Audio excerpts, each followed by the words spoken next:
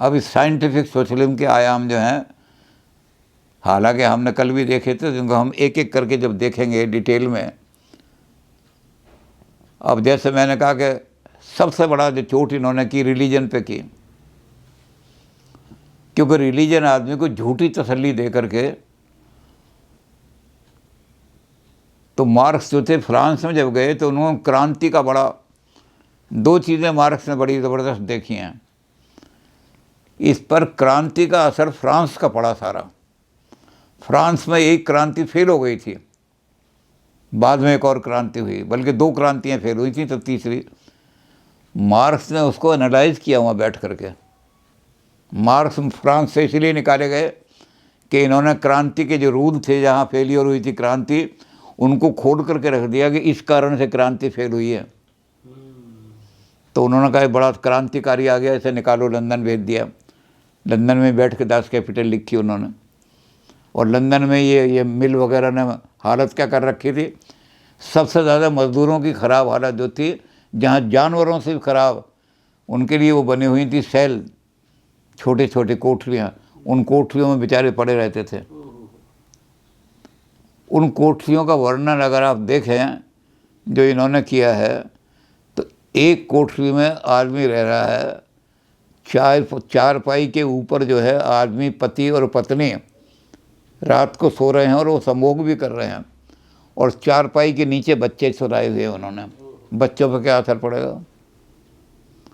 तो ऐसे खोखे बना रखे थे वहाँ इंग्लैंड में मिल मालिकों ने कि मज़दूर जो यहाँ रहेंगे, मज़दूरों के लिए मिल वालों ने क्वार्टर बना दिए हैं, और मिल में वो जानवरों जैसी हालत करते थे।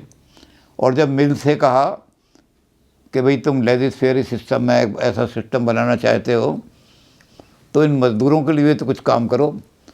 तो उन्होंने कहा कि ये अपने कर्म का भोग भोग रहे हैं, हम क्या कर सकते हैं। भगवान, अगर भगवान ने इनको दंड दिया है तो हम भगवान के काम में इंटरफेयर थोड़ी कर सकते हैं। इन्होंने कोई पाप किए होंगे तभी तो ये भोग रहे हैं उसको। जब ये कोई अच्छे काम करेंगे तो ये अपने आप भगवान इनसे खुश हो जाएगा।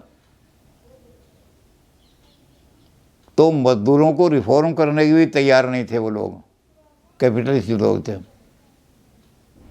ऐसी हालत में, जैसा हमने बताया कि मार्क्स ने किताब लिखी मज़दूरों के लिए, 3 वॉल्यूम है जो इंग्लैंड में बैठ के लिखे। फ्रांस की क्रांति से क्या सीखा इन्होंने। फ्रांस की क्रांति से सीखा कि 2 क्रांतियाँ इसलिए फेल हुई कि जो मिडिल क्लास है, मिडिल क्लास माने जो बिजनेस क्लास है, छोटे छोटे बिजनेस कर रहे हैं, कैपिटलिस्ट नहीं है वो, बड़े बड़े कारखानों के मालिक नहीं हैं, बल्कि छोटे छोटे बिजनेस कर रहे हैं। ये क्रांति नहीं होने देते, ये पीस चाहते हैं, पीस ही रहे हैं जी। ओम देव शांति अंतरिक्ष गुम शांति, सब जगह ये जो लोग हैं ये कहेंगे बिल्कुल शांति रहे, ज़रा सी भी क्रांति ना होने पाए। तो मिडिल क्लास जहाँ मजबूत होगी, मिडिल क्लास जहाँ पावरफुल होगी, यहाँ कभी क्रांति नहीं हो सकती। मार्क्स ने रेस खोल के रख दिया। तुम्हारी क्रांति किस लिए फेल हुई, इसलिए फेल हुई कि तुमने वो जो ऐसी क्लास थी जो मिडिल क्लास थी, पैटी बिजनेस जिनका था, छोटा बिजनेस जिनका था, उनको आपने डाइल्यूट ख़त्म नहीं किया। उनको अगर ख़त्म कर देते, उनको ही कह देते कि जो बहुत छोटे हैं वो मज़दूरों के साथ खड़े हो जाओ, और जो ऐसे हैं जो बिजनेस क्लास के खड़े हो जाओ, तो दोनों आमने सामने खड़े हो जाएंगे। एक तरफ खड़े हो जाएंगे मज़दूर वर्ग और एक तरफ खड़ा हो जाएगा कैपिटलिस्ट वर्ग। फिर जो टक्कर होगी तो सफल क्रांति होगी। ये बीच वाला वर्ग जो है, इसका पता ही नहीं कि किस तरफ है, तुम्हारी तरफ है या उसकी तरफ है। तो मार्क्स ने सबसे पहली चीज़ ये की कि मिडिल क्लास को डिसॉल्व करो। मिडिल क्लास को डिसॉल्व कर दोगे और उनको ही कहोगे, उसका नाम इन्होंने रखा पैटी बूर्जुआ। वो हैं तो कैपिटलिस्ट, लेकिन पैटी कैपिटलिस्ट हैं, छोटे छोटे घटिया कैपिटलिस्ट हैं। ये पैटी बूर्जुआ को कहोगे या तो तुम कैपिटलिस्टों के साथ मिल जाओ, और या वो कहते भैया हम तो दुकान कर रहे हैं, शाम को रोटी बच्चों के लेके जाए, तो तुम फिर मज़दूरों के साथ खड़े हो जाओ, बड़े बड़े मिल मालिकों के खिलाफ हमारे साथ खड़े हो जाओ। तो जहाँ मार्क्स ने कहा कि जहाँ पर ये स्ट्रॉन्ग होगी, मिडिल क्लास स्ट्रॉन्ग होगी, उस देश के अंदर कभी भी क्रांति नहीं आ सकती। वो हमेशा पीस की बात करेगी, मिडिल क्लास। तो मार्क्स कहता है मिडिल क्लास को निकालो। इन्होंने मार्क्स को निकाल दिया। इन्होंने कहा फ्रांस से मार्क्स को निकाल दो। ये क्रांति को सक्सेसफुल बनाने का राज बता रहा है, और जब ये राज बता रहा है तो मिडिल क्लास को डिसॉल्व करना पड़ेगा। मिडिल क्लास को करना पड़ेगा, भाई तू मजदूरों के साथ खड़ा है या इसके साथ खड़ा है, बता। अगर तू कैपिटलिस्ट के खिलाफ खड़ा है तो हम तेरे दुश्मन हैं, अगर तू मजदूर के साथ खड़ा है तो आ जा हमारे साथ। तो मार्क्स ने जो किताब लिखी है, जिसको मैंने कल बताया था कि उस किताब को अगर आप पढ़ेंगे तो उसमें इकोनॉमिक्स कम है, कैपिटलिज्म का कंडेमेशन ज़्यादा है। इतना कंडेम किया है, इतना कंडेम किया है धनाढ़ लोगों को और धनपति लोगों को, इतना कंडेम किया है उस किताब के अंदर।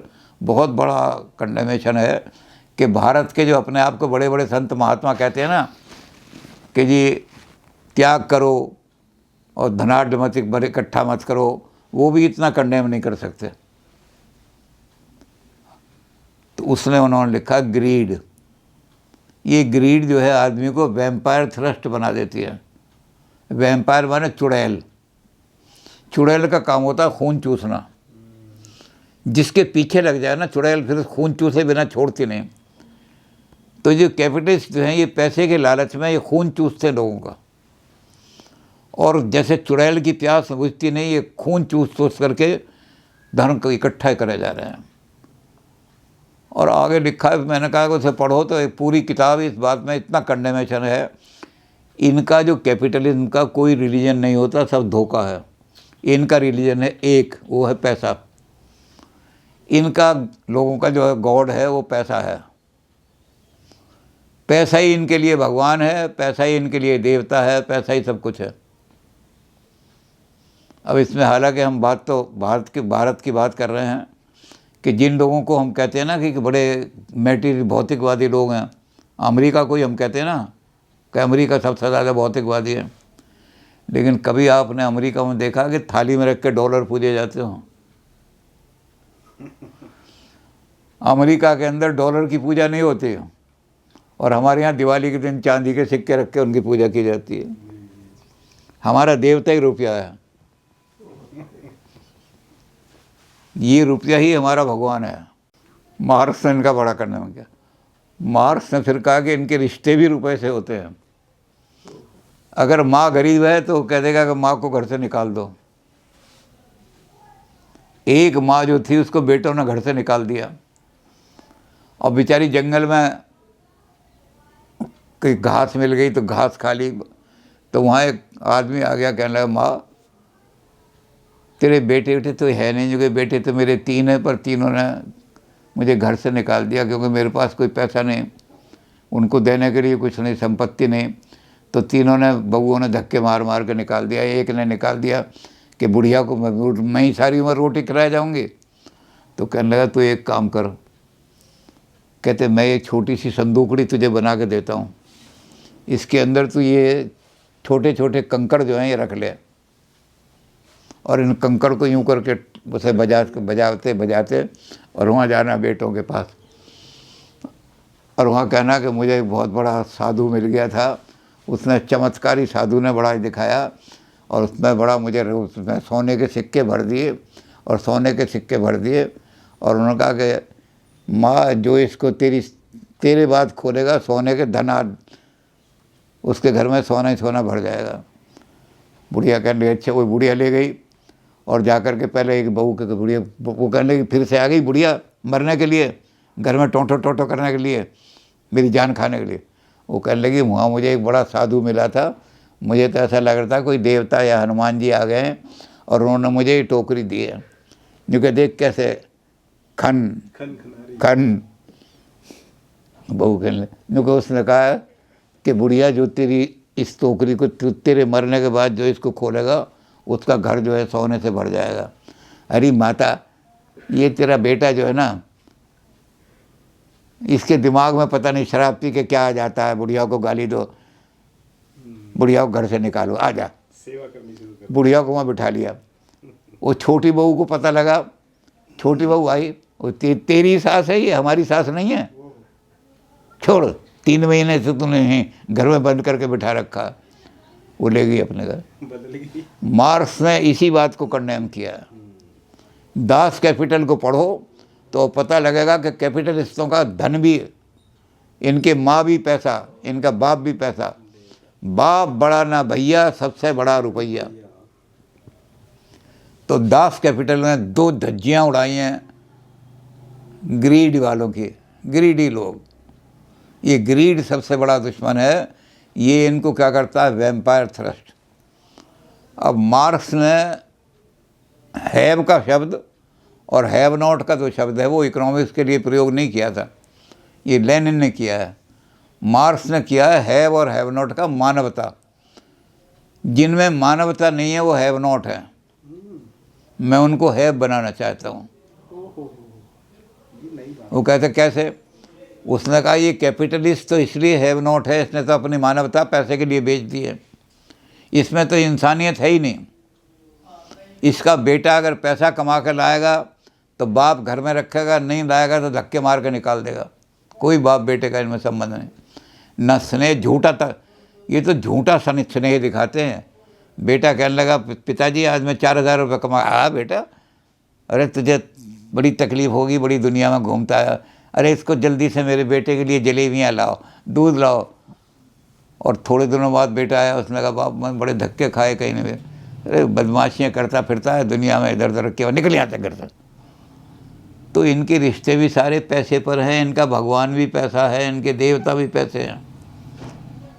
दास कैपिटल को पढ़ने के बाद आपको पता लगेगा